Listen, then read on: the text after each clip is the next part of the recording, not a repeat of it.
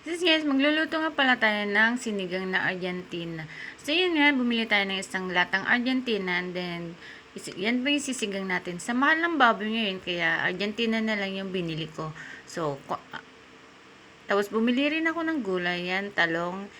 So, dalawang talong muna, tsaka isang taling kangkong and then may sili din tayong binili, siling mahaba, tsaka bumili rin tayo ng pechay at tsaka okra. So, yan yung gagamitin natin sa gulay ng ating sinigang.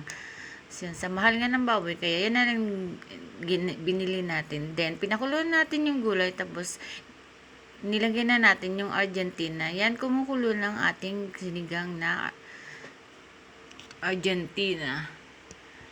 So, yan, pakuluan lang din natin ng ilang minuto.